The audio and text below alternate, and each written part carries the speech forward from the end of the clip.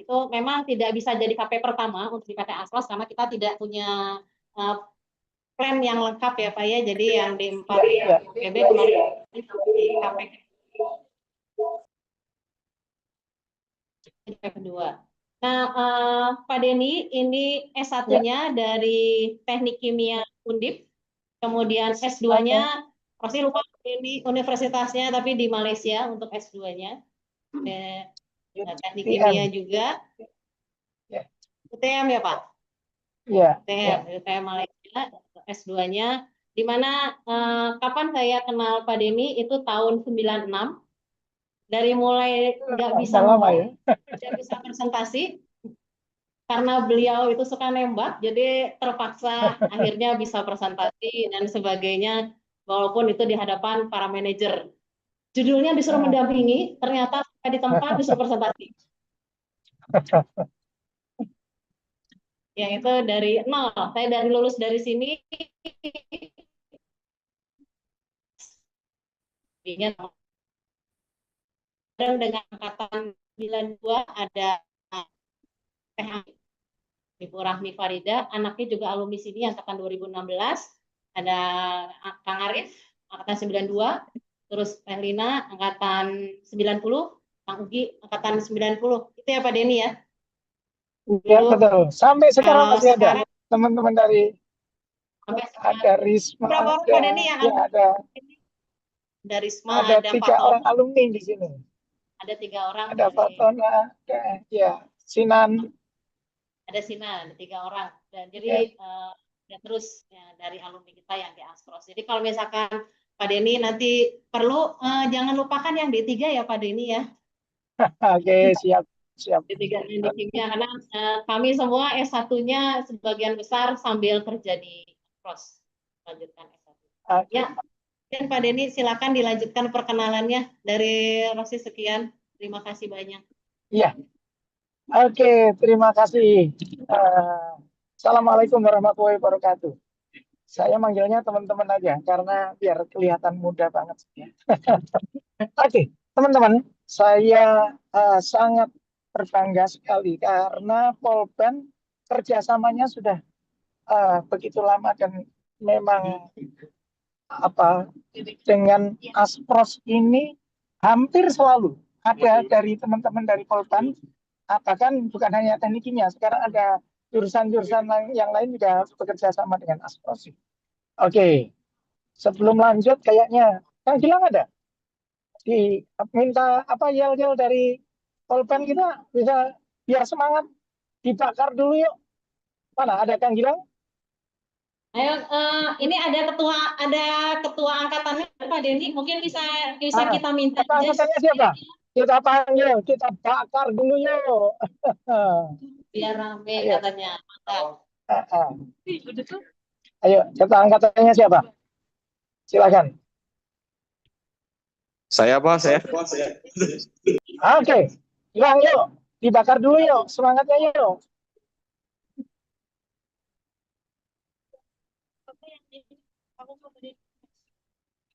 Gimana? Yel-yelnya apa? Biasanya bakar semangatnya gimana?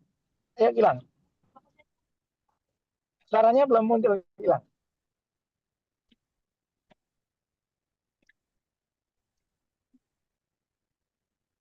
Oke, sambil Kang Gilang siap-siap ya. Suaranya belum keluar, Mas Gilang, Kang Gilang. Oke, teman-teman. Ini memang menjadi penting bagi saya untuk memberikan semangat pada teman-teman teknik kimia karena memang produksi bersih ini sesuatu yang sangat penting bagi teman-teman teknik kimia. Nah, nanti saya akan ceritakan bagian-bagian itu. Oke, sudah siap, Kang Gilang? Ayo, sudah siap belum? Oke, semangat dulu, jalan-jalannya, yuk. Siapa sebentar Pak? Oke, ya, sambil saya lanjutkan. Pendekatan orang-orang teknik kimia akan menjadi penting dalam menjalankan produksi bersih ini. Katakanlah ada bidang lain, ada orang mekanikal, ada orang sipil, ada orang manajemen, tetapi dari segi orang proses, tidak cukup kuat, maka menjalankan produksi bersih ini juga kurang optimum. Jadi produksi bersih adalah teknik kimia banget gitu. Oke, silakan Kang Gilang. Kita semangatkan dulu yuk. Siap, siap Pak. Oke, yuk Gilang.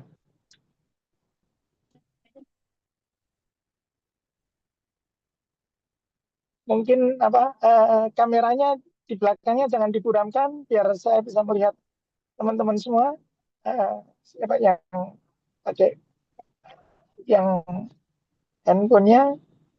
Nah, itu belakangnya jangan diburamkan biar kelihatan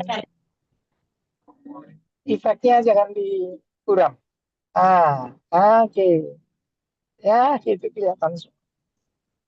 Nah, siapa nih?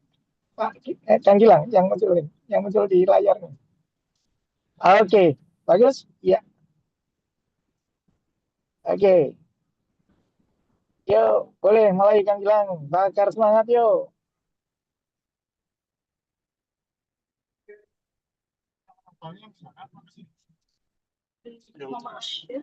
Saya juga pengen tahu gimana yel-yelnya teknik kimia pulpen.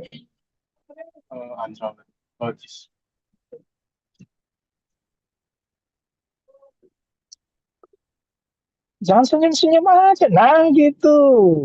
Ya, mantap, jaya. Oke, ya, kita kita lanjutkan. Next slide, Pak.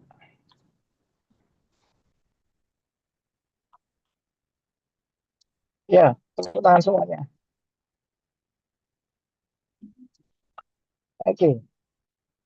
Oke, next slide, Pak.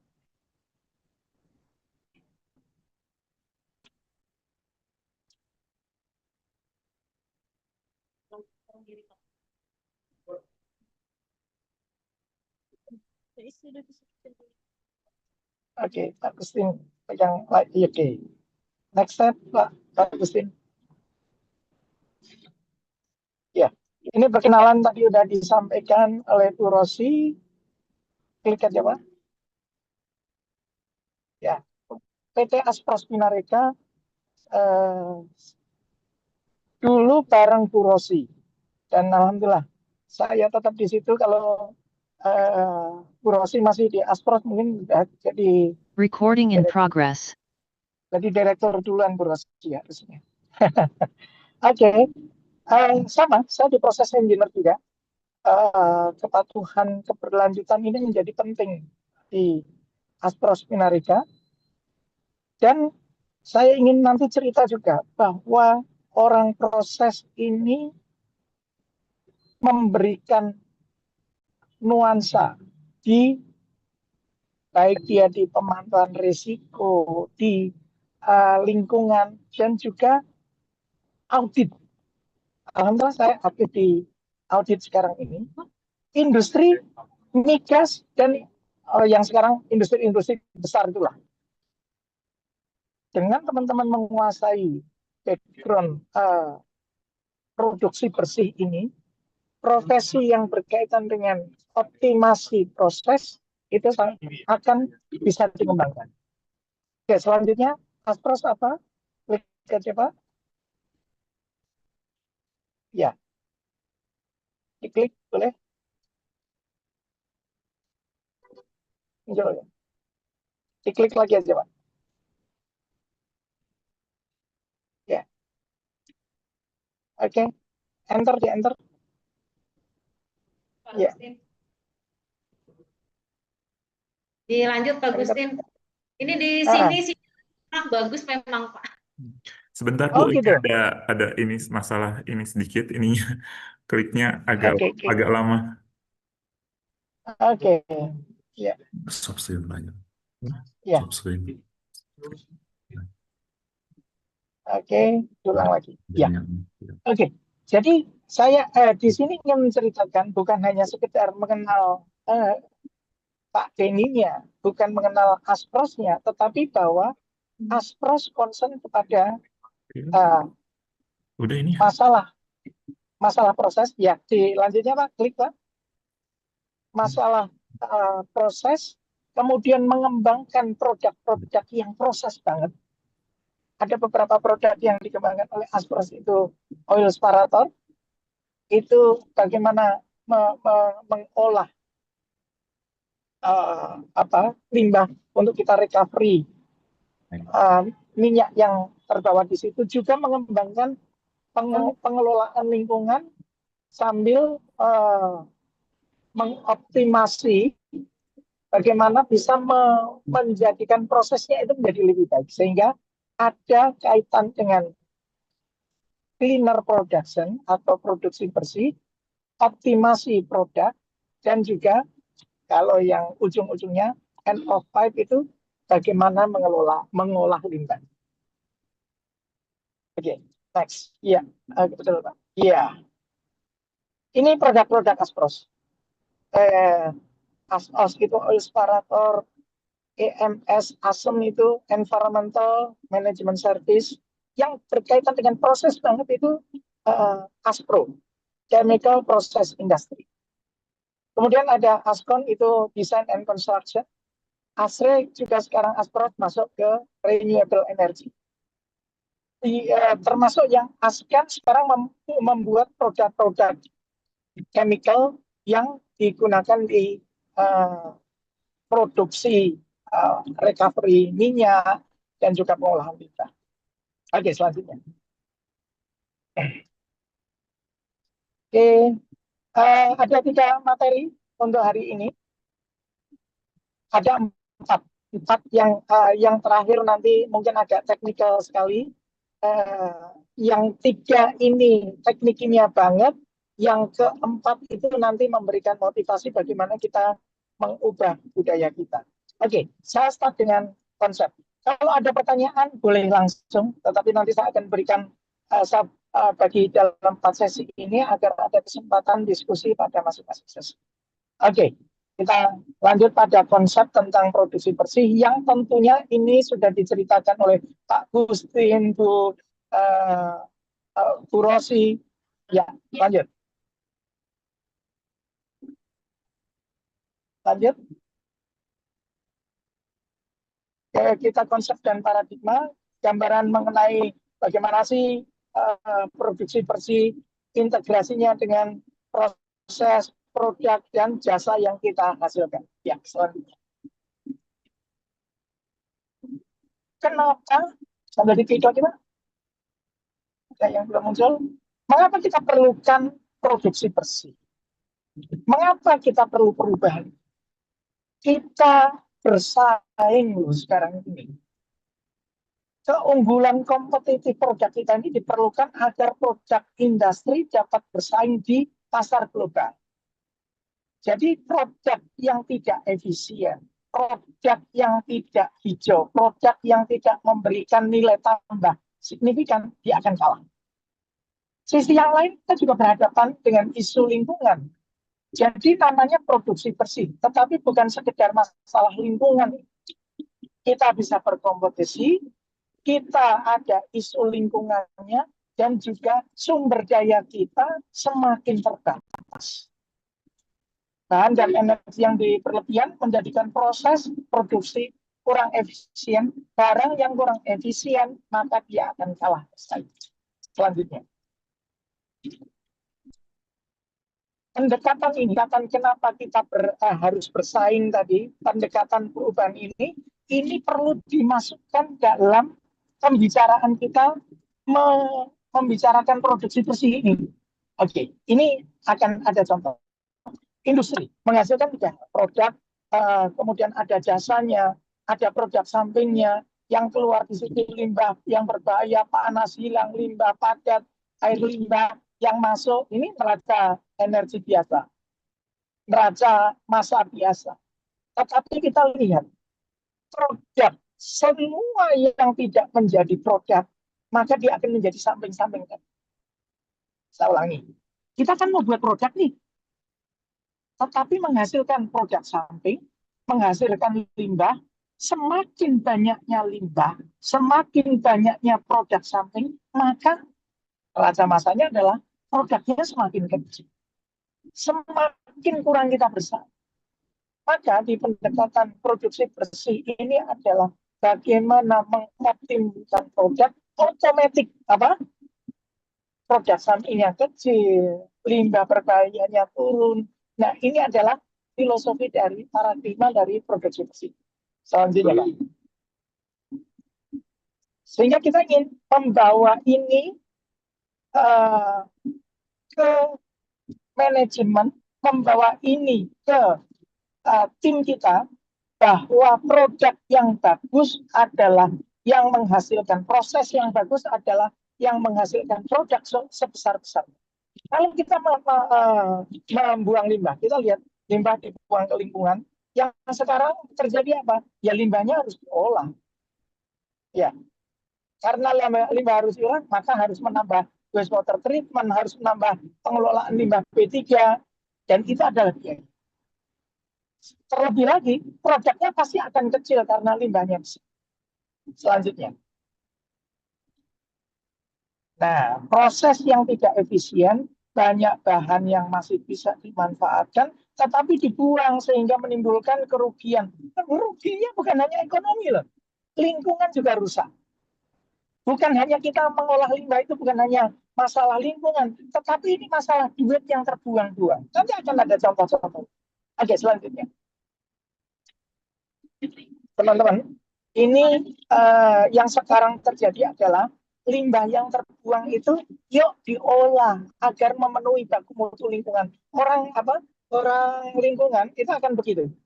Orang bagaimana sih ngolah limbah agar sesuai dengan baku mutu lingkungan gitu. Tetapi di dalam case ini adalah bagaimana kita mundur sedikit. Bagaimana kita meningkatkan produk, bagaimana kita mencegah terjadinya limbah. Ya, selanjutnya.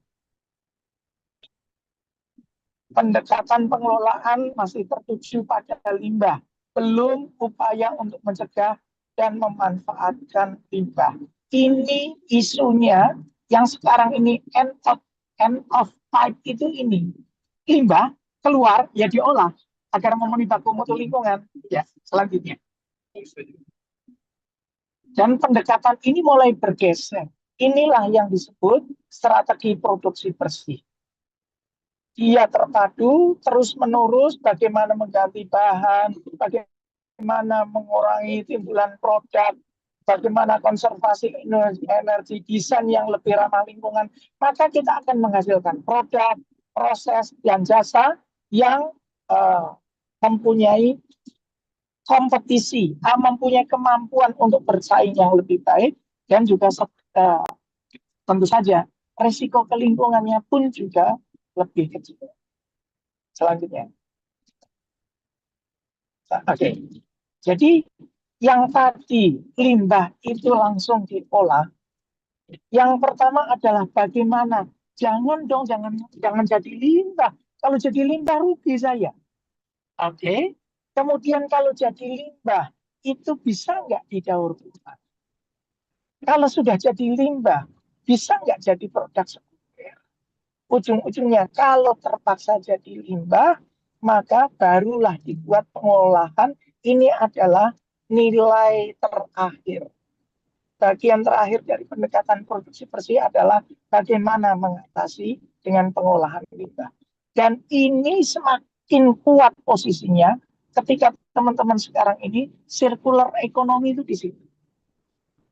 Di mananya circular economy? Limbah yang terbuang, limbah yang dihasilkan dari industri lain, ternyata bisa menjadi bahan baku dari kegiatan yang lain.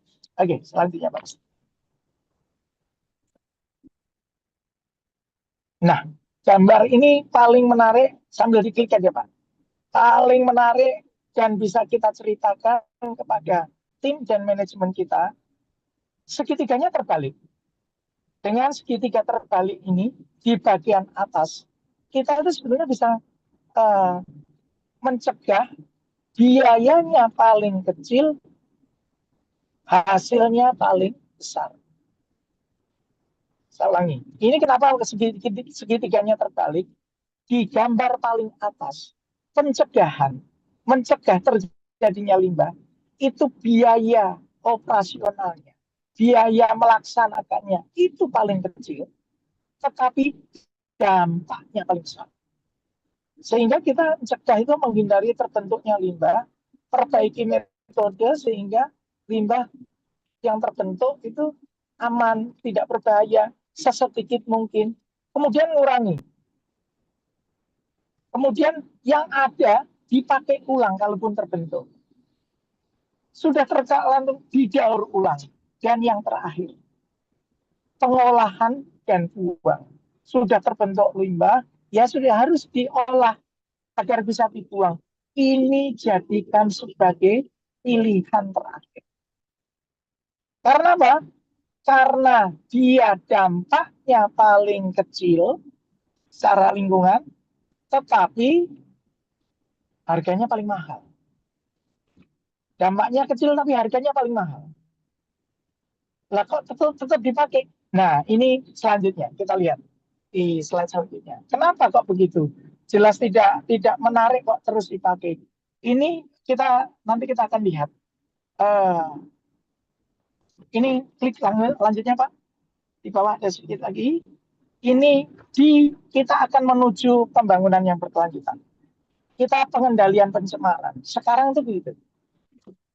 Ada limbah, diolah. Manajemen limbah, bagaimana mengelola limbah? Kalau dulu sih hanya awalnya sekedar diencerkan gitu. Sekarang bagaimana manajemen limbah agar limbah yang terbentuk itu, limbah yang terbentuk diolah. Tetapi itu pun juga sudah tidak menarik lagi. Pendekatannya menjadi pendekatan produksi bersih. Ya. Ini di situ ada poin-poin pencegahan, reduksi, ini tidak yang sering kita dengar 3R itu, reduce, recycle. Ya, oke. Langkah ini menuju pembangunan yang lebih berkelanjutan. Selanjutnya, Pak. Ya. Inilah evolusi pengelolaan limbah. Satu dulu hanya pengendaran, kedua kontrol ujung end of pipe. Ini istilah end of pipe itu mengolah limbahnya, mengolah limbah setelah terbentuk, dan tahap yang ketiga itulah produksi bersih. Ya, selanjutnya. Misi tentu saja sudah hafal di luar kepala tentunya, tetapi ini ada beberapa pendekatan. Kalau berdasarkan UNED, itu penerapan strategi lingkungan preventif yang terpadu terus-menerus pada kita punya produknya, proses, produk, dan jasa untuk meningkatkan efisiensi secara keseluruhan dan mengurangi risiko terhadap manusia dan ini menjadi penting bahwa goalnya adalah efisiensi sehingga produksi bersih sering disebut dengan pendekatan cleaner production, dengan pendekatan waste minimization, pollution prevention. Pendekatannya sama, atau bahasa terminologi yang berbeda, tetapi goalnya, caranya adalah bagaimana mencegah terbentuknya. Oke, selanjutnya. Ya, terus caranya gimana? Ini prinsip yang 1E4R atau sering disebut 5R. E-nya eliminasi. Kita menghilangkan. Menghilangkan penggunaan bahan berbahaya. Bisa nggak kita mengganti bahan yang semula berbahaya menjadi bahan yang lebih ramah lingkungan? Ini eco chemical, itu ada di green chemical, ada di sini. Kemudian berpikir ulang pada kegiatan yang dilakukan untuk mencegah dan mengurangi timbulan limbah. Prosesnya dibenerin, prosesnya diubah di awal. Atau kalau kita kenal ada solvent water, ada cat yang basisnya air, ada yang basisnya minyak. Yang air itu relatif lebih aman, maka digunakan yang seperti itu. Oke. Kemudian mendekati ke prosesnya. Kemudian kita mengurangi untuk reduce jumlah input energi air. Bisa nggak dioptimumkan? Energinya dikurangin dong. Gimana cara energinya bisa dikurangin? Menggunakan panas buang untuk di economizer. Kemudian kita juga reuse, apa yang mengambil kembali bahan sisa dalam proses yang sama tanpa pengolahan tambahan. Kalau dengan pengolahan tambahan itu kita biasa sebut dengan recycle. Pendekatan ini kita pendekatan yang digunakan dalam cleaner production, produksi bersih, yang nanti akan kita lihat contoh-contohnya. Tetapi ini harusnya saya menganggap ini sudah diajarkan di kelas dan di ujung merecovery, mengambil ulang bahan yang masih mempunyai nilai ekonomi dari limbah. Sudah jadi limbah nih, tetapi bisa nggak diambil ulang sesuatu yang masih bermanfaat di sini. Oke, selanjutnya. Recording stopped. Oke. Nah, ini kuncinya di sini, teman-teman. Saya ingin cerita bahwa fungsi teknik kimia di sini. Kenapa sih mahasiswa teknik kimia harus mempelajari ini? Apa hubungannya teknik kimia dengan produksi bersih? Yang bersih-bersih itu kan biasanya teknik lingkungan. Mahasiswa teknik kimia ujung tombak implementasi produksi bersih. Karena kemampuan dia apa? Dia mampu Recording memodifikasi in proses. progress. Tahu prosesnya gimana. Merancang unit operasi yang lebih efisien energi. Kemudian juga bisa mengganti bahannya. Solvent, apa sih solvent? Dia bisa pelarut. Ada nggak solvent yang jenis lain? Substitusi bahan, mencari katalis atau pelarut yang lebih ramah lingkungan. Dan juga dia bisa baca neraca massa, dia bisa baca di mana sih penggunaan energi terbesar, penggunaan bahan terbesar. Neraca massa, neraca energi, itu akan menjadi bagian yang perlu kita lihat untuk, oh ini bisa dioptimumkan. Buang air yang suhunya masih 50 derajat, dibuang ke lingkungan. Mempunyai dua kegiatan. Dia harus menurunkan suhunya. Dan dia membuang energi yang masih bisa digunakan. Kalau air tersebut bisa digunakan lagi di tempat lain sebagai preheater, Recording itu akan stopped. menghemat biaya dan juga mengoptimasi proses. Oke, selanjutnya. Nah, cara berpikir itu menjadi penting bagi orang teknik kimia, bagaimana mengoptimumkan proses. Bukan sekedar datang proses, oh prosesnya begitu, jalankan saja. Jalankan itu memang bisa jalan, itu sudah sesuatu yang bagus. Tetapi berpikir hanya sekedar menjalankan, itu menjadi kurang mempunyai Recording in progress. Jadi kalau kita lihat produksi bersih, ini kita sandingkan dengan end of pipe. Pendekatannya end of pipe. End of pipe itu sudah terlanjur keluar dari pembuangan limbah, itu baru diolah. Nah ini kalau produksi bersih itu fokusnya bagaimana mencegah ada sumber pencemarnya, tetapi on pipe setelah limbah terbentuk diatasi. Kemudian pendekatannya di on pipe, pengolahan limbah, dan juga kita lihat, saya tertarik di biayanya. Ini di biaya end of pipe itu pengeluaran tambahan berupa investasi IPAL, operasional, dan juga hal-hal yang seperti itu. Tetapi ketika diproduksi bersih, investasi yang menghasilkan penghematan. Jadi kalau manajemen itu kita ajak ngomong, ini kita harus ngolah limbah, waduh duit ya. Tetapi bagaimana kita berhemat, itu kita menghasilkan tambahan. Oke, selanjutnya. Ya. Triple bottom line, 3 pilar keuntungan. Apa keuntungan dari produksi bersih ini? Kita lihat. Ya. Selalu 3 poin ini terkait. Kalau diajak cerita tentang lingkungan saja, kita menyelamatkan lingkungan, kita ini kadang manajemen kurang tertarik. Bisnis saya itu menghasilkan duit, bukan bagaimana mengolah lingkungan. Tetapi kalau kita cerita bahwa pendekatan cleaner production ini, kita menghasilkan profit loh. Penurunan biaya produksi dan meningkatkan margin keuntungan.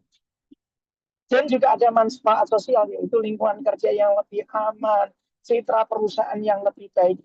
tolong teman-teman 3 poin ini dalam diskusi nanti dibawa. Dalam sosialisasi kita akan ceritakan bahwa ini bukan hanya sekedar ngolah limbah, bukan hanya sekedar masalah lingkungan, tetapi manfaat ekonomi, manfaat lingkungan, dan juga manfaat sosial. Ya, selanjutnya. Ya, sehingga tadi indikator keberhasilan dari cleaner production, intensitas energinya bisa kita turunkan, intensitas airnya, penggunaan airnya bisa kita ukur, termasuk juga timbulan limbahnya bisa kita ukur. Nanti akan biasanya akan dalam produk itu memerlukan sekian ton bahan baku per sekian ton produk. Dalam produk itu akan kertas itu dia mempunyai standar. Memerlukan sekian ton air per sekian ton produk. Dan neraca itu nanti akan menjadi keberhasilan, indikator keberhasilan bahwa produk ini bisa menurunkan kebutuhan energi per ton produk, menurunkan air per ton produk, menurunkan kebutuhan bahan baku per ton produk, menghasilkan lebih sedikit limbah per ton produk. Itu kira-kira. Ya, lanjutnya. Kalau bisa merumuskan itu menjadi mudah kita sampaikan kepada tim kita. Nah, oke, teman-teman ini. Wah, konsepnya kok bagus sih. Berarti ini penting dong, Pak. Berarti ini bisa dijalankan di lapangan. Tidak semudah itu, Rudolfo. Tidak mudah mau menyampaikan itu. Hambatan yang sering ditemukan adalah kurangnya kesadaran manajemen akan potensi tadi, potensi penghinaan. Wah, kalau berhasil meningkatkan profit, semua orang pasti akan mau menjelaskan itu perlu sistematika. Keterbatasan akses terhadap teknologi bersih yang terjangkau. Bagaimana sih mengganti sistem agar penggunaan airnya bisa lebih sedikit? Oh, pendekatan kita tambahkan spray, kita tambahkan tekanan, itu biasanya akan otomatis mengurangi air. Misalkan kalau orang nyuci mobil, kenapa sih ada pressure dikasih semprotan? Karena dengan semprotan penggunaan air biasanya akan lebih sedikit karena airnya itu didorong dengan energi melepaskan kotoran-kotoran yang melekat. Itu teknologi sederhana. Dan banyak teknologi pendekatan, bagaimana dia evaporasi, bagaimana dia dengan vacuum, evaporator, ada pendekatan teknologi ini yang terbatas, nggak ngerti tentang teknologi. Oke, lanjutnya. Fokus pada target produksi, tetapi kita fokus pada teknologi, pokoknya sekarang jalan dulu. Nah, yang tadi 4 poin itu menjadi hal penting mengapa kita susah menjalankan. Oke, sebelum sesi yang kedua dipersilakan kalau ada pertanyaan. Ya. Gimana? Tanya jawabnya teman-teman bisa pakai suara langsung atau gimana? Tolong dipandu Pak Abu Rosi atau ya, dimoderatori biar teman-teman bisa menanyakan.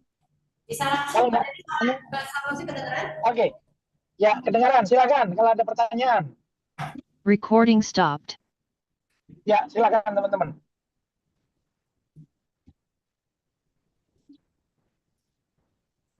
Recording in progress. Kalau nggak ada yang tanya, saya tanya.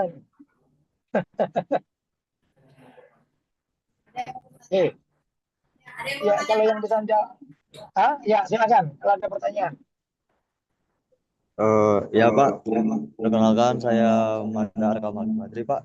Izin bertanya, kan produksi bersih itu bisa dibilang win-win solution ya Pak. Ngasih keuntungan buat perusahaan dan juga ngasih keamanan lebih gitu buat lingkungannya. Tetapi di satu sisi, setahu saya di Indonesia itu produksi bersih itu tidak diwajibkan gitu Pak. Ya, betul. Nah itu kenapa alasannya nggak diwajibin? Kenapa nggak dari awal produksi bersih itu harus diwajibkan buat perusahaan, Pak. Ya, oke. Sih. Pendekatan itu penting. Siapa tadi namanya, Mas? Kang, ya? Siapa tadi ya? Oke.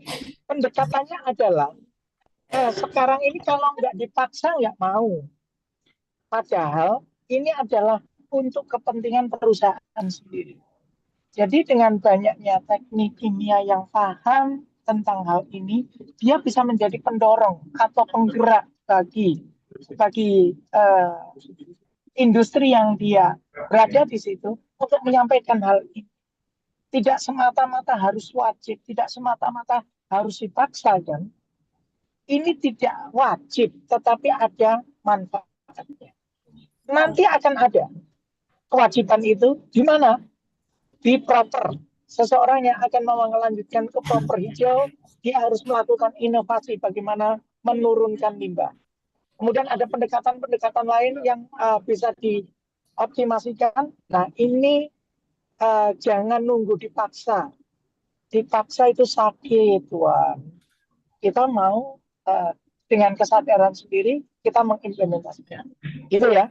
Memang belum wajib, tetapi pendekatan ini nanti ketika ingin proper hijau, dia perlu menunjukkan inovasi. Dan itu pendekatannya adalah linear production. Dan nanti kalau ada yang di kawasan industri nanti juga ada Eco Industrial Park. Eco Industrial Park bisa dijalankan kalau dia punya pendekatan linear production. Oke? Ada pertanyaan lain? Ya. Masih ada pertanyaan atau lanjut dulu? Lanjut, Pak. Lanjut, oke. Mau dibakar lagi semangatnya. Yuk, bakar lagi semangatnya, yuk. Sebelum saya minum kopi dulu. Ya, silakan. Bakar semangatnya, yuk. Semangat pagi. Tiga kali. Semangat pagi.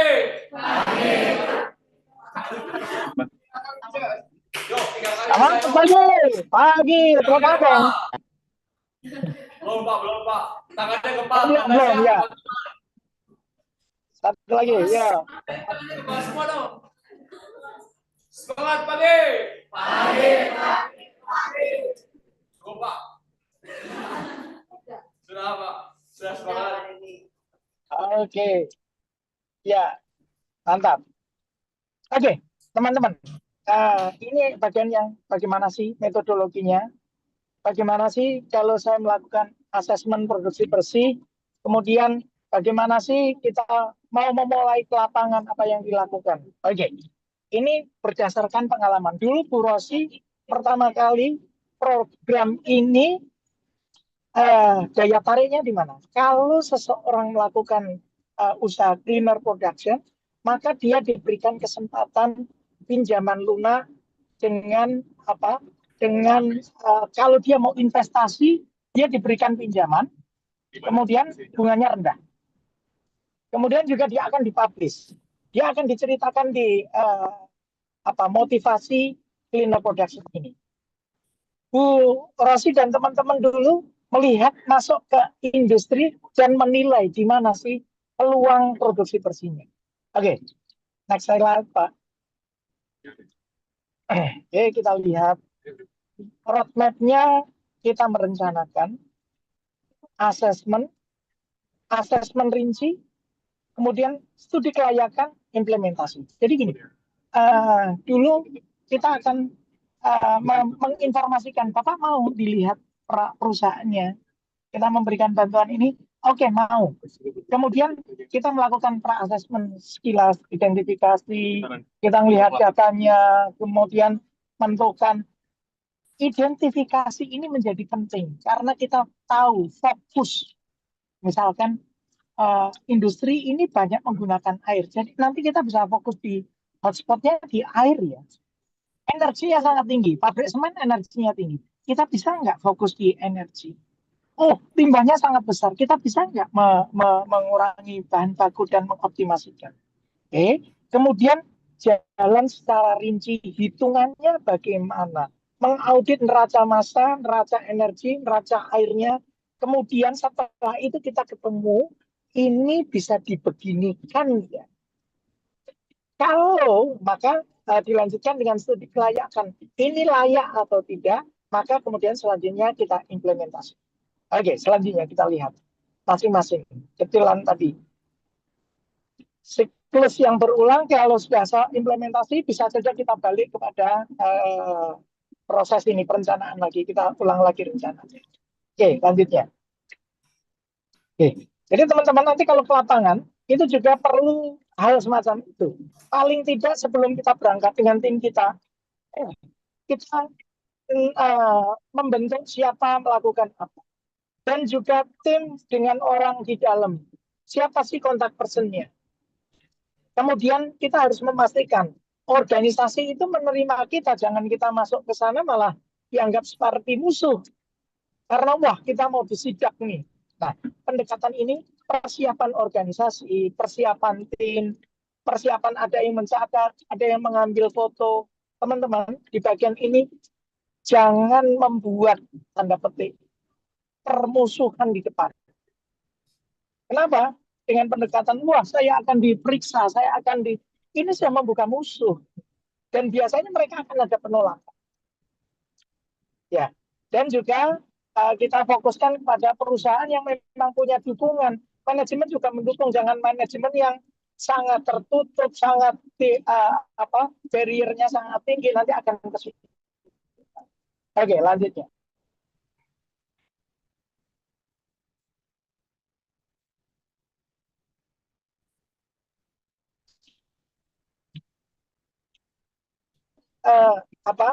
Mempunyai karakter yang berbeda dan dia mempunyai problemnya sendiri-sendiri. Ini kita dan ini biasanya dalam sehari kita lihat secara umum gitu, kita akan tahu, kita bisa fokus di kebocoran pipanya, tumpahan material, kita masuk ke gudang awalnya aja gudangnya pada tumpah berantakan. Ini kita dengan walkthrough audit kita sudah bisa mendapatkan, kita bisa fokus di sini.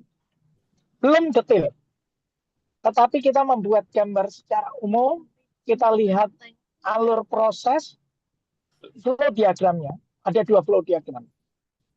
Real flow diagram, itu apa yang di lapangan, dan real based on design. Dulu tuh didesainnya seperti ini, tetapi dijalankan bisa saja lain. Nah, dari situ kita akan fokus dengan tim kita, yuk kita fokus di energinya, atau kalau mempunyai 2 tim, kamu fokus energi, kamu fokus air, kamu fokus di bahan baku, ini akan menentukan mana yang kita bisa optimasikan, dan nanti masing-masing tim itu ketika asesmen detailnya, dia akan mendetailkan pada hal tersebut selanjutnya. Dari situ kita akan memahami, kita ini mau mencari apa, fokus tim ini untuk melihat apa, orang yang fokus energi, harus tahu berapa kebutuhan energi sekarang. Orang yang fokus pada air, tahu berapa kebutuhan airnya, kemudian di mana air itu digunakan dan bagaimana dia menggunakan air itu. Oke. Selanjutnya kita mengidentifikasi hotspot tadi, titik dalam proses industri yang memiliki intensitas penggunaan sumber energi yang tinggi. Oke. Contoh kalau hotspotnya tadi adalah energi, itu kita di bagian mana sih yang energinya paling besar? Oh, ada boiler tua di sini. Masih menggunakan boiler lama. Belum ada economizer. Belum ada preheating. Itu kita bisa fokus pada efisiensi pembakaran rendah atau unit yang menggunakan energi tinggi tetapi kurang efisien. Oke, tentang air. Area pencucian tangki.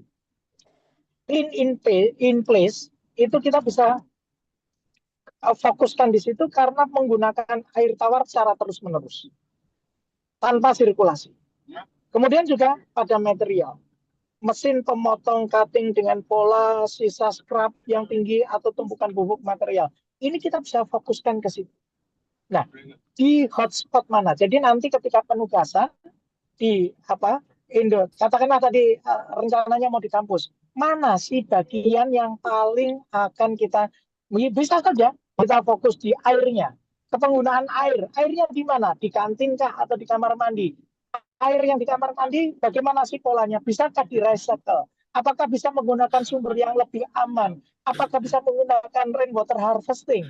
Pendekatan-pendekatan itu hotspot yang akan difokuskan. Tim kita sudah tahu. Ya, selanjutnya.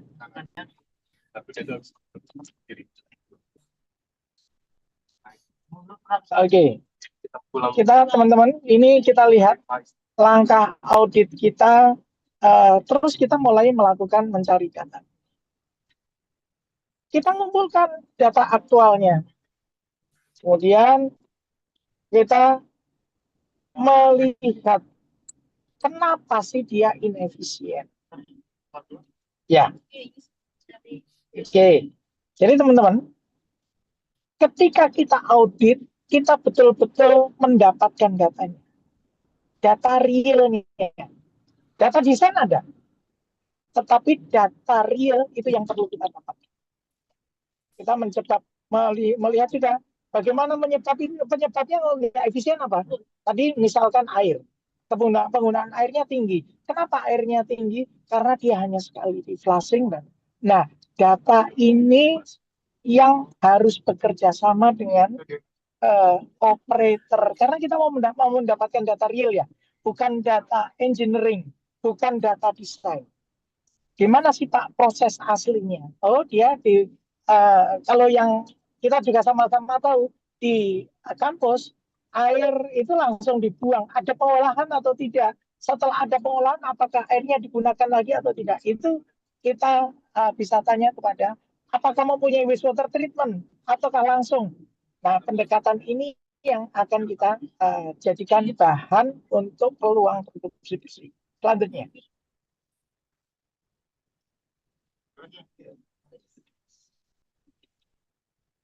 Oke.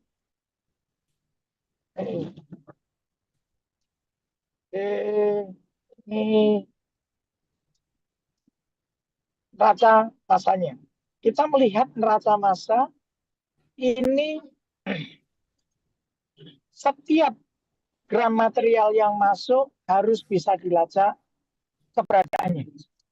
Jika ada selisih, itu adalah kehilangan loss. Kita tahu neraca massa, namanya juga Recording neraca. stopped.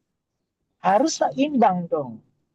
Nah, mencari hal-hal seperti itu adalah untuk mengidentifikasi loss-nya di mana. Recording in progress. Kalau ada tiba-tiba barang yang hilang di situ, itu alirannya kita bisa melihat neraca massanya, aliran streamnya gimana, laju alirnya sekian-sekian, ini kita bisa melihat. Ini ada yang paling bawah itu selisih, ada yang loss-nya 40. Tugas kita mencari itu, dan dia lari kemana. Dengan bisa menemukan itu, kita bisa melakukan penghematan. Oke, ini teknikal. Harusnya teman-teman, karena tekniknya harus memahami hal ini. Oke, selanjutnya.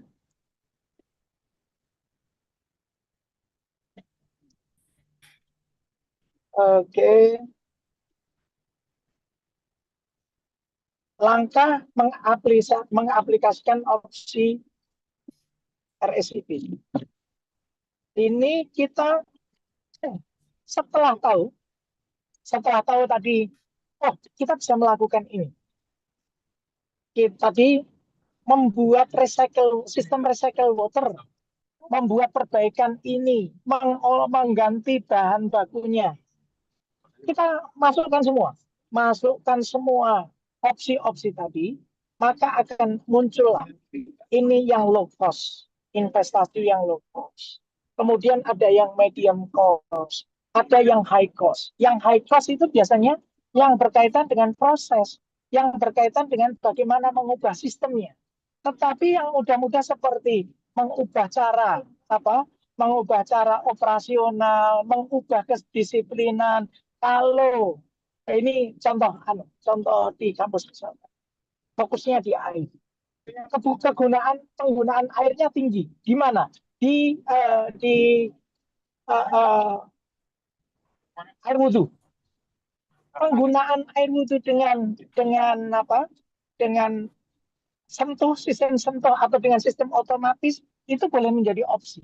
Tetapi yang penting kita hitung adalah berapa investasinya. Kalau memakai sistem pencet sekali kemudian ngocor, apakah perlu sistem otomatik yang kemudian dia harus bisa menutup sendiri.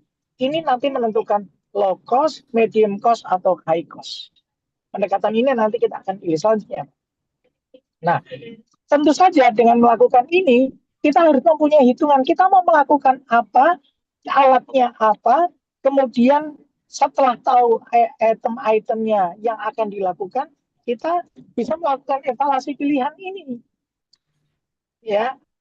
Nah, secara teknis, apakah alat tersebut ada nggak alat tersebut dipasang? Apakah space-nya cukup kalau kita mengganti itu? Gitu. Kemudian secara lingkungan, berapakah CO2 atau penghematan atau mengatasi problemnya tadi itu secara lingkungan gimana? Secara ekonomi gimana? Ini kita melakukan evaluasi dari pilihan-pilihan kita tadi. Ya. Oke, selanjutnya. Setelah kita pilih tadi, ini kita bisa untuk melakukan ke lapangan. Ini nanti Bu Rosi kita berikan penugasan kepada teman-teman untuk membuat checklist. Mau ke sana ngapain? Apa yang dilihat? Ini checklist surveinya. Ya, area yang dilihat mana, potensi masalahnya apa, data yang dibutuhkan apa. Checklist ini nanti sangat membantu agar teman-teman ke lapangan sudah tahu saya mau melihat ini, data yang diperlukan ini, yang saya lakukan ini. Ini nanti coba dibuat checklist sebelum ke lapangan. Tadi sudah tahu apa, hotspotnya apa. Ini alat bantu checklist yang bisa digunakan di lapangan dan disusun secara detail, lebih bagus. Karena nanti akan memudahkan tim kita untuk melakukan pekerjaan tersebut. Ya, selanjutnya. Oke. Nah, ini kita menganggap sudah jalan. Kita perlu monitoring, review. Oh, dulu sehingga kita perlu data before dan after. Dulu kebutuhan airnya sekian. Sudah dilakukan perbaikan, maka terjadi efisiensi sekian.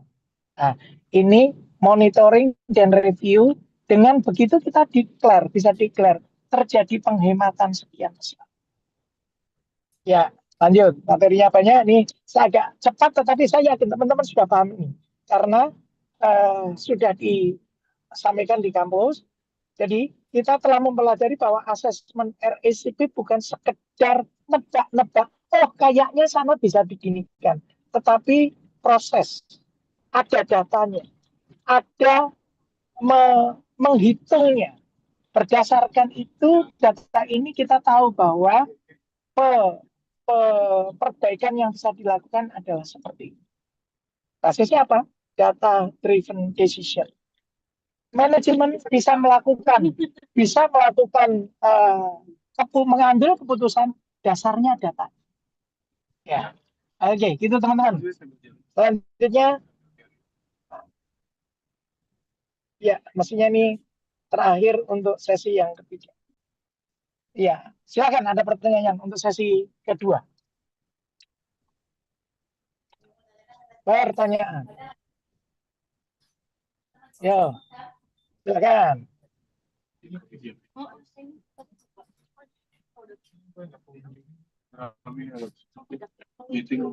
Oke, ada pertanyaan nggak?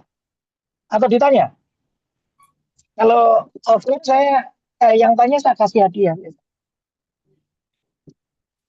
Oke, ada pertanyaan? Oke, kalau nggak ada pertanyaan saya tanya.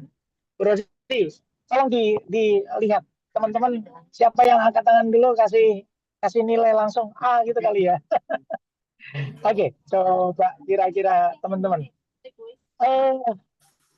Kadang-kadang nih saat kita datang nih, ini ada beberapa orang melihat, wah ini anak muda-muda ngerti apa. Ini operator lapangan merasa terintimidasi. Anak kecil tanya-tanya, ngawas-ngawasi gitu. Oke. Sebagai auditor, apa yang perlu dilakukan? Auditor muda nih membangun komunikasi agar mereka mau terbuka tentang inefisiensi yang terjadi, apa yang bisa dilakukan. Tolong, gimana caranya? Tolong Bu Rosi, sambil dilihat siapa yang bisa menjawab. Yuk, silakan. Jeng, tangan. 1, 2, 3, silakan.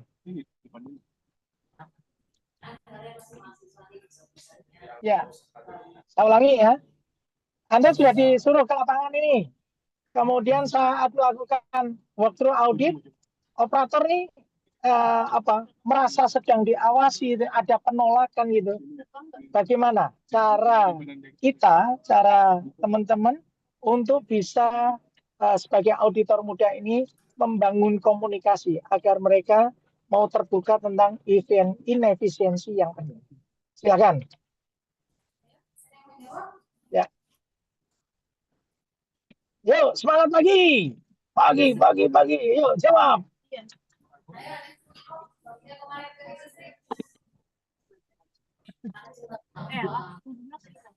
Ya, silakan. Dari tadi ditanyain mau kemana, tidak ada yang menjawab. Nggak dengar ya. Kalau kalian sambil cari-cari, tengok-tengok gitu. Ya, silakan. Ada yang jawab, Bu? Saya nggak dengar suaranya. Harus ada dong. Ya, teman-teman yuk. Siap yuk. Bapak katanya boleh diulangi lagi pertanyaannya, Pak. Hah? Boleh Gimana? diulangi lagi Pertanyaannya. Oke. Teman-teman, saat teman-teman ini melakukan audit, terus operator lapangan ini merasa terintimidasi karena merasa sedang diawasi. Merasa sedang diinterogasi. Recording stopped. Nah, bagaimana cara teman-teman sebagai auditor muda ini membangun komunikasi agar mereka mau terbuka tentang inefisiensi yang terjadi? Sok, jawab.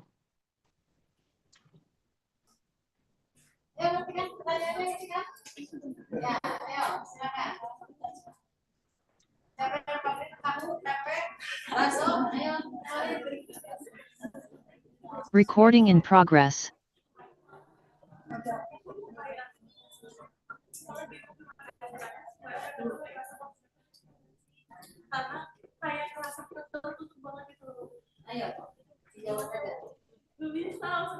Yuk, silakan. Pak Denny, ini ada Yuk. Ya, siapa namanya? Bapak. Silakan. Aduh, Yuk, saya Helsa Tifania. Ya, Fania, silakan. Kan tadi Bapak nanya gimana caranya gitu. Kalau misalnya kita audit ke industri. Nah, kebetulan saya sendiri agak gimana ya? Oke, udah. Agak bermasalah buat masalah itu tuh karena dari industrinya tuh susah terbuka gitu loh sama kita dan merasa bahwa kita tuh bakal ngapa-ngapain di sana, terus banyak hal yang bakal kita bocorin dan lain sebagainya, padahal tujuan kita adalah sebetulnya membantu mereka dan apa ya, kita juga dapat pengetahuan baru dari mereka. Nah itu sebenarnya kita bingung juga sih Pak jawab pertanyaan Bapak karena dari kita tuh yaitu kesulitan untuk membuka mereka, padahal menurut saya kan saya sebagai CP juga ya Pak, saya itu udah mencoba untuk menjelaskan secara detail dan gampang dimengerti gitu Pak, cuma dari mereka itu susah. Ya, saya suaranya agak putus-putus Bu, bisa dibantu untuk memberikan tanggapan Bu Anu, Bu. Ini Pak Denny. Rosi. Sebetulnya ya. dikembalikan lagi ke pertanyaan Pak Denny tadi. mereka ke industri dan bertemu dengan operator atau pihak industrinya. Ini ke industri apa kemarin? Industri pembuatan bakso, Pak Denny. Nah, justru sesuai dengan pertanyaan Pak Denny tadi, bahwa saat mereka berkunjung ke sana itu sulit untuk mencari data, khawatir, banyak kekhawatiran, takut ngebocorin rahasia dan sebagainya. Nah, ini sesuai dengan tapi pertanyaan dikembalikan harus gimana nih Pak Denny? Aku bertanya di balik tanya, aduh. Oke. Oke. Jadi teman-teman, pekerjaan ini memang bukan sekali tepuk. Jadi perlu ada komunikasi, memastikan tim kita itu mempunyai trust juga kepada kita. Nggak bisa kita membuat kegiatan karena maunya kita, bukan kepentingan kita ini. Recording Ini kepentingan dari partner kita juga. Jadi kita bekerja sama, meyakinkan dulu. Sorry, ternyata makin panas nih. Oke, kita memastikan dulu kepada tim kita bahwa kita ini memberikan rencana perbaikan. Tentu saja hubungan yang baik, kita adalah teman, kita bukan sedang menginspeksi. Ini ke teknik seperti itu yang menjadi bagian dari pembawaan kita. Kalau bawaan kita merasa sok pinter gitu, itu biasanya mereka juga akan antipati. Mereka akan sok tahu loh gitu. Padahal saya akan sampaikan informasi, walaupun kita berada di perguruan tinggi, walaupun kita kuliah, tetapi yang paling tahu tentang proses itu adalah mereka, partner kita. Dia bertahun-tahun di situ. Dia sudah tahu bagaimana membuat bakso yang baik. Kita datang tiba-tiba ngajarin dia. Kamu nggak ngerti, kamu ngerti apa? Nah, tetapi yang kita bawa adalah how to improve-nya. Bagaimana? Pak, kalau sehingga pendekatannya adalah bagaimana bukan mengajarin dia, tetapi kalau misalkan diginikan gimana, Pak? Pak, ini kita pertanyaan yang memancing, dan itu ada teknik bertanyanya, kemudian bagaimana mengeksplor data. Ini kalau airnya biasanya dibuat, misalkan di bakso tadi.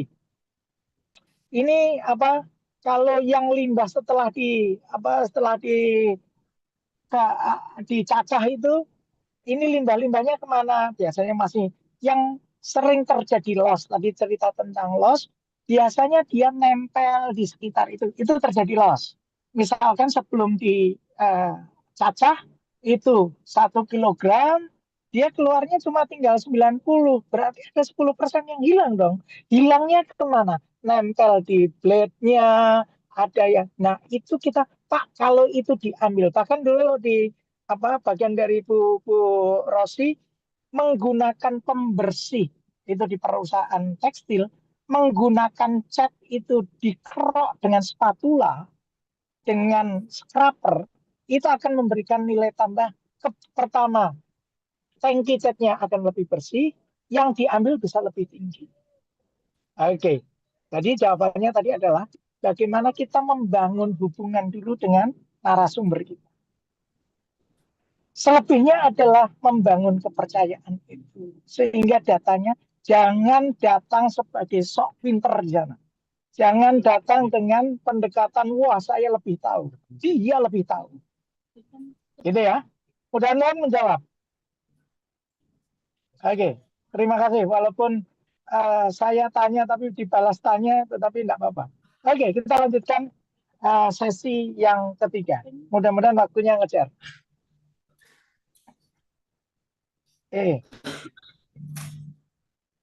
Silakan. Selanjutnya. Oke, ini contoh. Jadi teman-teman di tiga ini kami akan pendekatan seperti alat-alat yang biasanya ada. Misalkan di bukan hanya ini pendekatan di sini orang teknikal akan ngomong wah ada boilernya, steam boiler. Tetapi kalau pendekatan yang umum bukan boiler Pak, ternyata di sana ada tempat kukus, tukang bakso mempunyai tempat kukus. Nah, apakah sistem boiler adalah jantung banyak pabrik kimia? Kalau pabrik bakso tadi ini untuk tempat ngukusnya ternyata pemborosan energi yang tinggi. Apakah bisa, ini pendekatannya misalkan optimasi sistem pembakarannya, mengatur rasio udara bahan bakar agar pembakaran sempurna. Misalkan kompornya warnanya merah. Oh, berarti pembakarannya jangan-jangan nggak sempurna ini. Itu pendekatan itu ya. Ini kita engineering feeling, proses engineer feelingnya digunakan untuk melihat performa. Kemudian relokasi heat loss, reduksi heat loss. Ini banyak buat steam kok bocor. Buat kukusan bocornya kemana-mana. Ya pasti energinya hilang lah. Feeling itu orang proses engineer tahu. Oh, ini bisa dilakukan begini. Kemudian ada nggak pemulihan kondensat? Kalau steam itu dia kondensatnya bisa ditangkap kembali, airnya nggak keluar kemana-mana, airnya bisa diembunkan dan jadi bahan lagi di boilernya. Nah, pendekatan seperti ini kemampuan kita mempunyai feeling. Karena apa? Alat-alat ini biasanya yang paling banyak digunakan di industri. Ini steam, ada boilernya. Kita bisa melihat di situ. Dan pendekatan ini tentu saja bisa diperpanjang, dieksplor lagi mana yang bisa dilakukan. Oke, selanjutnya. Ini efisiensi energi ya. Ini contohnya steam dan boiler. Selanjutnya. Ya. Ya.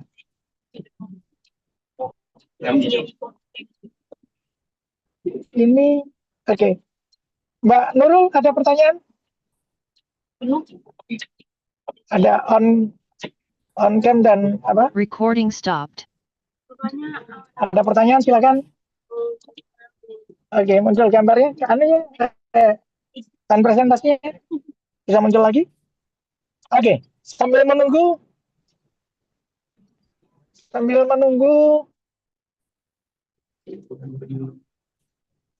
boleh tanya jawab juga. Oke, silakan teman-teman.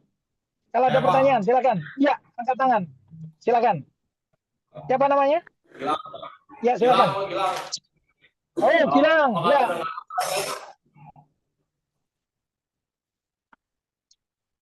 Izin Pak, apakah terdengar Pak suaranya Pak? Kedengaran, Gilang. Gilang suaranya lantang. Oh, ya. Gini Pak. Recording in progress. Mungkin saya bukan tipikal orang yang paham terhadap teorinya gitu ya Pak ya. Tapi menurut Bapak gitu Pak, dengan pengalaman Bapak yang sudah berpuluh-puluh tahun gitu Pak, ada nggak sih gitu Pak pengalaman Bapak ketika mengerjakan suatu proyek, tapi nggak sesuai rencana gitu. Tapi Bapak tuh bisa mempelajari hal baru yang tidak diajarkan di teori gitu Pak. Maksudnya pengalaman paling berharga Bapak gitu Pak, yang luar Bapak gitu. Ada nggak sih Pak yang wah berkesan banget gitu Pak kita gitu. Ya, ini pertanyaannya menarik, walaupun kayak gini, tidak sesuai rencana. Artinya kita kita memodifikasi itu dan kita menemukan hal baru. Oke, saya akan berikan ilustrasi yang memang real di produk saya. Di oil separator itu saya harus membuat unit pemisahnya, namanya juga separator. Ada bagian yang media pemisahnya. Media pemisah saat itu nggak ada. Maka dengan tidak sesuai rencana tadi, media pemisah, maka develop kira-kira bahan yang bisa dipakai untuk pemisah apa ya. Maka dicari-carilah memakai material lain, digunakan. Kemudian teman-teman, material itu disempurnakan desainnya. Diperbaiki desainnya, kemudian materialnya diubah Dan alhamdulillah material itu sekarang menjadi paten kami. Produk lokal yang bisa mempunyai pemisah seperti itu dengan kualitas pemisahan yang itu di Indonesia baru kami. Jadi pertanyaannya mengarah ke sana. Oke.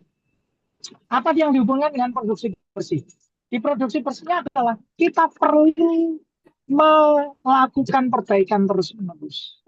Kita bisa membuat pendekatan-pendekatan mengganti materialnya, mengganti pendekatan prosesnya. Dan alhamdulillah, kalau dicari oil separator Indonesia, insya Allah nanti akan ketemu Recording stopped. mereknya ASOS. Ya, gitu. Bisa ditampilkan lagi layarnya lagi. Gitu, Gilang ya. Siapa? Terima kasih Oke, Pak. sip, thank you. Ya, ajak teman-temannya untuk semangat semuanya. Ya, thank you Gilang. Oke, mana materinya bisa dimunculkan lagi? Denny lagi gangguan sinyal sebentar, lagi diinikan dulu ya Pak Denny. Oke. Recording Ya. in progress. Silakan pada pertanyaan. Oke, kayaknya video saya juga saya matikan biar agak lebih lancar ya. Oke. Ya. Kemudian tadi boiler. Hampir semua industri menggunakan motor listrik. Kemudian juga mungkin ada beberapa yang juga menggunakan kompresor. Ada VSD, Variable Speed Drive. Motor itu mempunyai kecepatan tertentu, sekian RPM. Apakah kita bisa mengatur kecepatannya sesuai dengan performa yang diharapkan? Ada yang alat yang memerlukan pengadukan, tetapi ada alat yang memang memerlukan pencacahan. Kalau kita mau mencacah, itu kita pakai juicer itu diputar cepat dan blade-nya harus tajam. Nanti dia akan hancur menjadilah jus. Tetapi untuk mengaduk, jangan memakai kecepatan segitu. Kita mau mengaduk,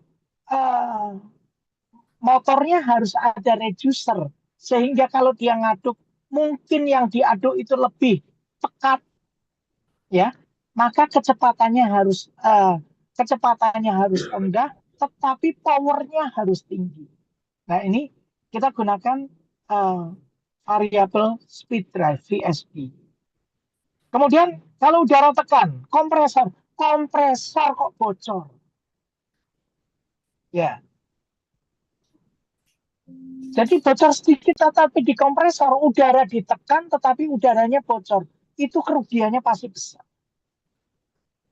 Nah, dari dua alat ini, itu dua-duanya menggunakan motor, di kompresor menggunakan motor, kita memilih alat-alat yang mempunyai efisiensi lebih tinggi.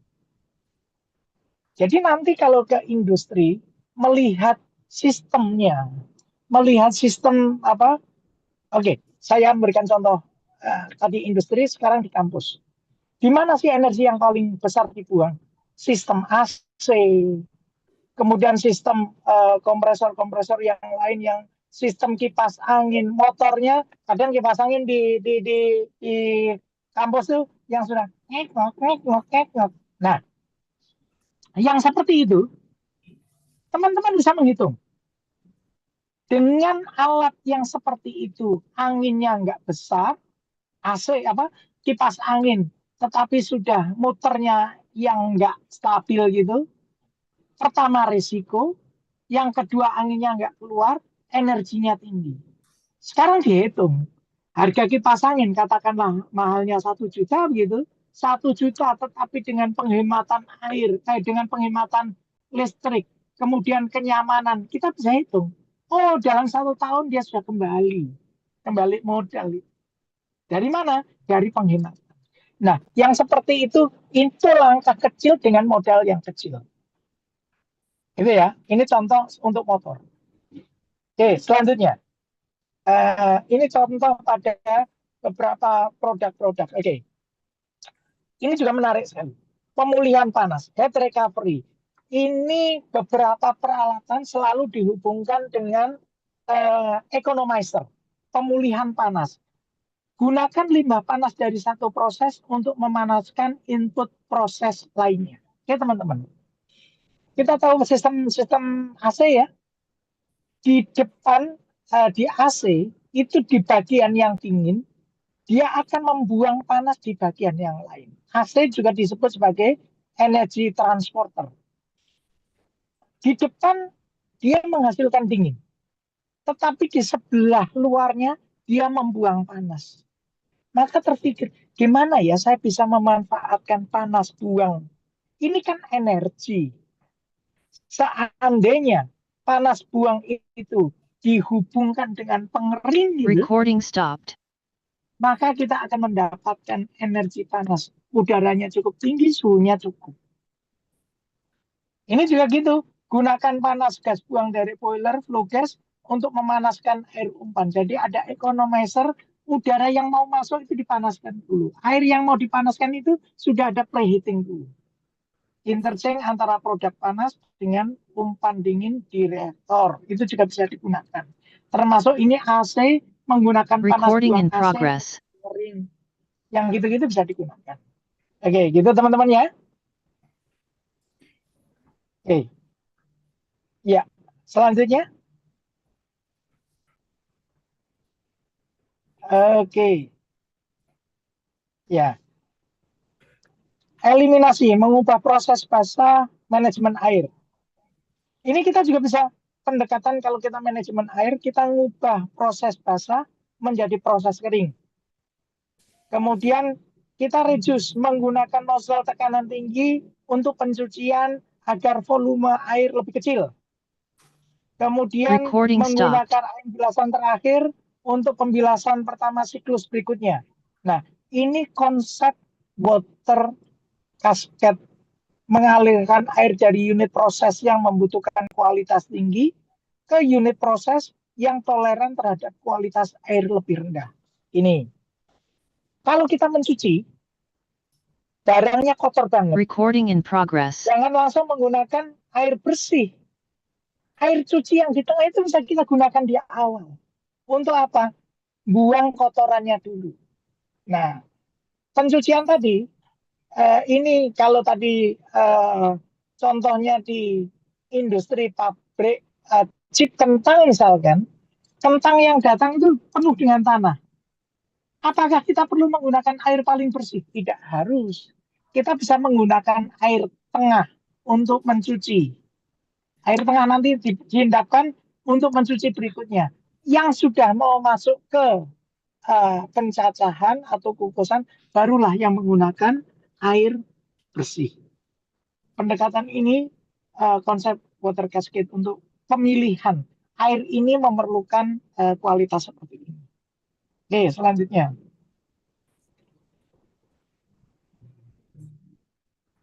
Ya, ini efisiensi, keamanan dan keamanan bahan kimia. Ini contoh di bahan kimia.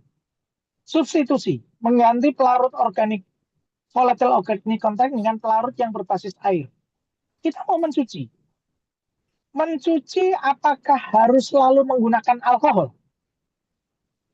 Ya tergantung kotorannya apa dan kita mau mencuci apa. Pemilihan itu akan menentukan penggunaan bahan kimia apa yang kita pilih.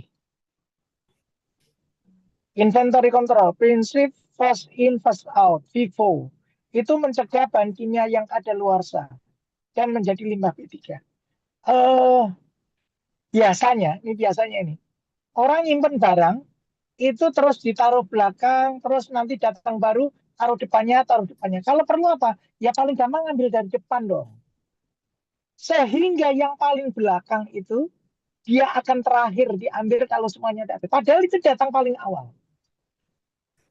Kebayang ya?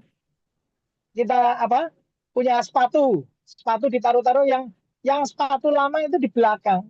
Itu malah jarang dipakai. Nah, kira-kira seperti itu. Kemudian juga ada pendekatan chemical leasing. Bisnis di mana vendor dibayar berdasarkan performa kimia bukan volume penjualan. Kalau produknya bagus, kalau dia menghasilkan sekian, dia dibayar berdasarkan produk tersebut. Tetapi ada material-material yang gagal, ya itu nggak bisa dihitung. Ya, selanjutnya. Ini nanti jadi bahan diskusi. Karena ini contoh-contoh teman-teman, saya berikan contoh-contoh bagaimana kita melakukan pemilahan dan contoh kejadian yang real di lapangan. Ini case study, inovasi di produksi mortar. Ini di unit sand dryer, ya. Jadi Ya. maaf sedikit. Ya. Waktunya sudah mau habis karena ini ruangannya mau dipakai kelasnya Pak Babang Oke, sebentar lagi. ya. Jadi ini 2 slide dulu. Jadi teman-teman, nanti yang sesi 4 itu memang tentang budaya. Saya tidak fokuskan di situ, tetapi teman-teman tahu langkah-langkahnya. Ini case study, inovasi di produksi mortar. Nanti material saya sudah bagikan ke Bu Rosi. Nanti bisa digunakan. Unit kerjanya apa? Mixing itu ada unit kerjanya. Opsi produksi bersihnya apa? Ini nanti digunakan di unit melihat di kampus. Ada unit apa saja? Ada unit kantin, ada unit ada unit kamar mandi, ada unit pengajaran, ada bagian listrik. Nanti dibuat seperti ini. Opsi produksi bersihnya apa? Nanti itu yang akan didetailkan. Selanjutnya. Oke. Nah, setelah kita tahu itu, ini bagian terakhir, membuat analisis payback period. Kalau saya melakukan perubahan ini, maka akan terrecovery, akan mendapatkan angka balik. Duit saya akan balik berdasarkan kegiatan itu berapa lama. Ada yang katakanlah lama, ini diperbaiki langsung kita bisa dapatkan hasilnya. Ada yang perbaikan instalasi 3-4 bulan. Pemasakan VSG itu sampai 1 tahun. Ada yang baru ganti boiler baru karena boilernya sudah bocor, sudah begini-begini, Pak, mending diganti. Dengan diganti, maka terjadi penghematan energi, penghematan bahan baku begini. Oh, karena harganya mahal, mungkin baru 3 tahun dia akan balik modal.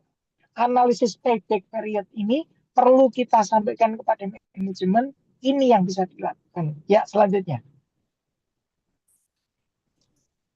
Ya, oke. Internalisasi RSUP di organisasi. Jadi, setelah teknologi hebat, tidak akan bertahan tanpa manajemen pendukung. Kita buat SOP yang baru.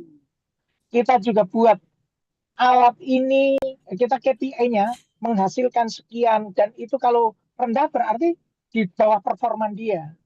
Nah, teman-teman, ini pendekatannya adalah continuous improvement. Sudah bagus, ada yang selalu bisa diperbaiki. Ya, selanjutnya. Ini teknisnya. Efisiensi adalah tentang kecerdasan desain.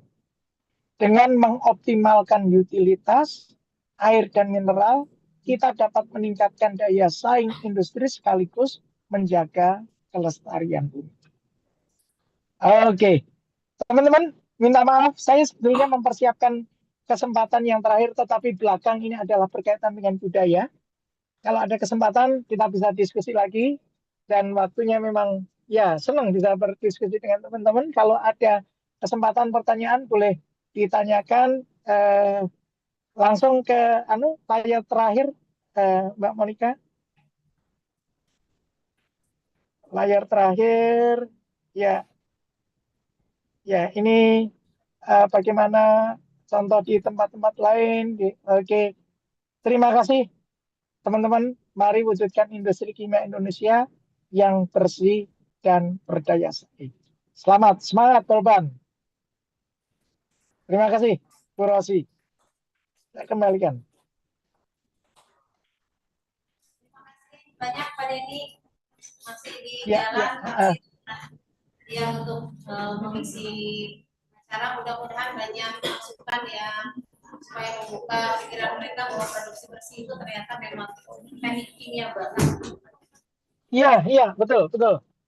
Dan alhamdulillah teman-teman mempunyai kesempatan untuk belajar produksi bersih ini tidak semua jurusan teknik kimia ada pelajaran cleaner production ini. Ya, terima kasih. Sukses semuanya. Terima kasih Pak. Assalamualaikum warahmatullahi wabarakatuh. Ya, ya, terima kasih.